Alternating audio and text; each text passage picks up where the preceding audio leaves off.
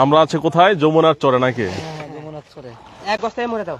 আমরা কইতে রওনা দিলাম জানি ওইটা মাদারগঞ্জ। জামতল ঘাট থেকে আমরা চলে আসছি মাছ পথে চরের এখানে বাদাম তুলতেছে।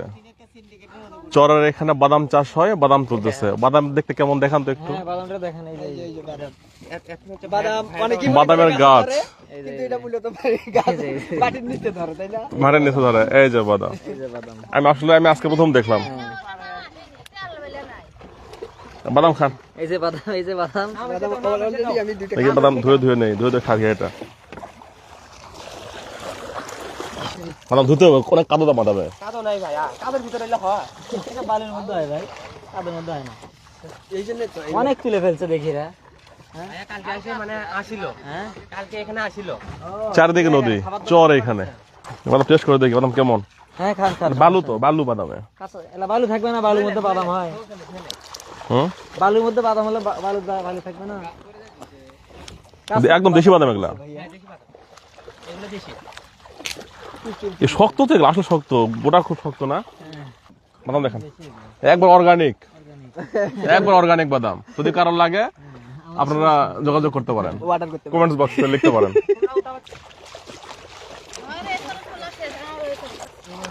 ভাই আপনার অনেক তো বোঝা হয়ে গেল।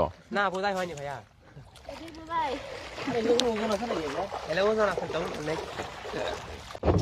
কি টেস্ট কেমন বাদামের ভাই? না অবশ্যই খুব ভালো, দেশি বাদামের টেস্ট অনেক ভালো, অনেক সুন্দর। আমরা তো এরকম বাদাম পাই না। দেখে দেখুন, দেখে একটা গাছে আর অনেক বাদাম কয়টা হয়? অনেক কয়টা হয়, আমরা একটু গণার ইয়ে করতেছি। 1 2 3 4 5 6 7 8 9 10 11 12 13 14 15 16 17 18 19 20 21 22 23 24 মোট 30টার মতো।